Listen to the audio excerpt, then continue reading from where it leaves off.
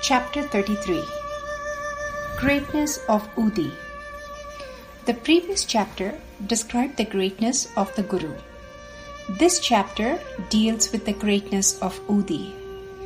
However, both are interlinked, since the greatness of Udi is due to the greatness of Baba. Udi. Baba used to take dakshina from all.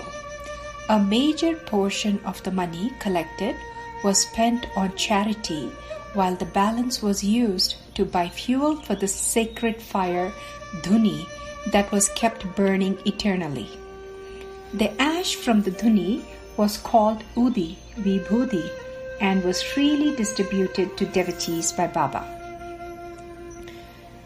Through distribution of Udi, Baba wanted to remind everyone that all visible phenomena in the universe, including our bodies, are composed of wood or matter of the 5 elements that will drop down after the respective karma is over and be reduced to ashes. We came into this world alone and we have to return from here unaccompanied. Brahman is the only reality. Baba wanted to alert his devotees repeatedly to discriminate between the real and the unreal and develop non-attachment towards the unreal through his Udi and Dakshina. While the Udi taught discrimination, Dakshina taught us detachment. Unless we practice these two, it will be difficult to cross the sea of mundane existence. As much as it had spiritual implications, Udi also carried material significance. It cured many physical and mental maladies, conferred health, prosperity, and freed its devotees from anxiety. The following are a few experiences on the benefits of Udi. Scorpion sting. Narayan Motiram of Nasik, a devotee of Baba, was running a boarding house, Anandashram, which thrived well by Baba's grace. Once, a friend of his was stung by a scorpion and was in severe pain. He searched for Udi, but unable to find it, stood before Baba's photograph, chanted Baba's name, and invoked his help. He took a pinch of the ash of the incense stick, agarbatti, burning in front of Baba's picture, and thinking of Baba, applied it at the site of the sting. As soon as he removed his fingers, the pain vanished. Bubonic plague case. Once, Nana Sahib Chandorkar's friend sent to him a message requesting for Udi to cure his daughter suffering from bubonic plague. Nana Sahib received the message on the road near Thane station while he was on his way to Kalyan with his wife. He had no Udi with him then, so he took up some earth from the road, meditated upon Sai Baba, invoked his aid, and applied it on his wife's forehead. When the friend went to his daughter's house, he was astonished to learn that his daughter began to improve from the very moment that Nana had invoked Baba's help at Thane station. The Jamner miracle. In 1904-05 AD, Nana Sahib Chandorkar was posted Mamaltar at Jamner in Khandesh district, about 100 miles from Shirdi. His daughter, Mainatai, was pregnant and about to deliver. However, she was suffering from labor pains for over 2 days and her condition was deteriorating. Having tried all other remedies in vain, he prayed to Baba for help. At that same time in Shirdi, Ramgiri Bua, whom only Baba called Babugir Bua, was leaving for his native place Khandesh. Baba gave him a little Udi and a copy of the well-known Arati composed by Madhav Rao Atkar. He asked him to stop at Jamner on the way, hand over these 2 items to Nana Sahib Chandorkar, take rest for a while and proceed to Khandesh. Ramgir Baba expressed to Baba that he had only 2 rupees with him and it was barely sufficient to travel up to Jalgaon, about 30 miles from Jamner. Baba assured him not to be bothered as his travel from Jalgaon to Jamner would be arranged for. Ramgir Baba reached Jalgaon at 2:45 a.m. near midnight and had only 2 annas left with him.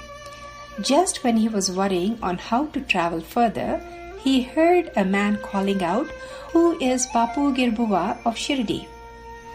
When Ramgir Baba identified himself, the peon took him to a beautiful tonga and drove him comfortably towards Jamner, offering refreshments on the way, purported to have been sent by Nana Sahib. They reached the outskirts of Jamner by dawn. Ramgiri alighted to attend a call of nature and returned within minutes to find that the tonga, the peon, and the driver were not in sight. After making due inquiries, he reached Nana Sahib's house and gave the udi and arati sent by Baba.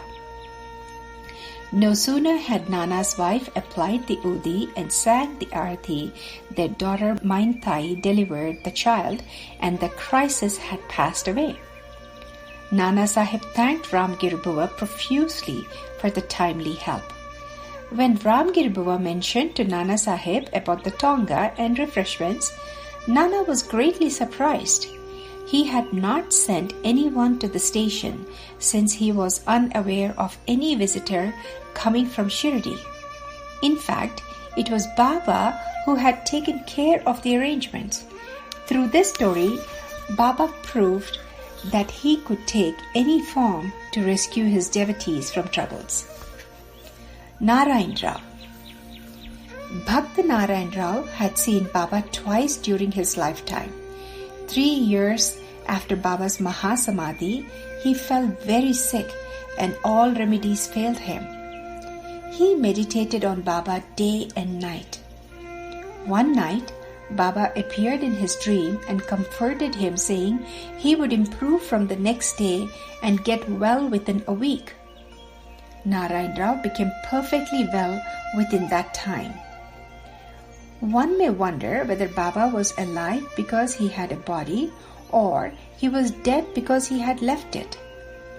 It has been proved beyond doubt that Baba was ever living, for he transcends both life and death. He who loves him wholeheartedly gets response at any time and at any place. He is always by our side, can take any form and appear before us. Bal Bhuva Sutar. Bal Bhuva Sutar, a saint from Bombay, came to Shirdi for the first time in 1917. When he bowed to Baba, the latter said, "I know this man since 4 years." Bal Bhuva stood wondering at these words as this was his first trip to Shirdi. However, after serious thought, he recollected that he had seen Baba's portrait in Bombay 4 years ago and prostrated before it. He realized how omniscient and all-pervading Baba was, and how merely praying to his photo was equivalent to seeing Baba in person. Appa Sahib Kulkarni. Appa Sahib Kulkarni lived in Thane. He used to worship Baba's photograph presented to him by Bala Sahib Bhate in all earnestness by offering flowers, sandal paste, and Naivedya daily, and longed to see him in person. Once he proceeded on a tour to Bhiwandi and was not expected to return within a week. On the 3rd day, a fakir with features resembling those of Baba's in the portrait came to his residence, blessed his wife and children, gave udi and asked for dakshina. His wife gave the fakir 1 rupee and then he left. Unexpectedly, Kulkarni's horse fell sick, and having cancelled his trip further, he returned home the same evening. When his wife related to him about the fakir's visit, he was anxious to see him and offer him a dakshina of rupees 10. He ran in search of the fakir to the masjid and other places till the afternoon, but returned home disappointed. After lunch, he went out for a walk with his friend, when he saw a fakir approaching him hurriedly and recognized him as the person who had visited his house. The fakir put forth his hands and asked for dakshina. Kulakarni gave him a rupee at first, 2 again, and 3 more by borrowing it from his friend. As the fakir looked dissatisfied, he took him home and gave another 3, making it 9 rupees in total. On further demand, Kulakarni gave rupees 10 currency note, which the fakir pocketed and returned the 9 coins consecrated by his touch, along with udi, flowers and akshitas. Baba had taken the 10 rupees that Kulkarni wanted to give. Some time later, when Kulkarni secured a hair from Baba, he placed all the 3 in a talisman and wore it all the time.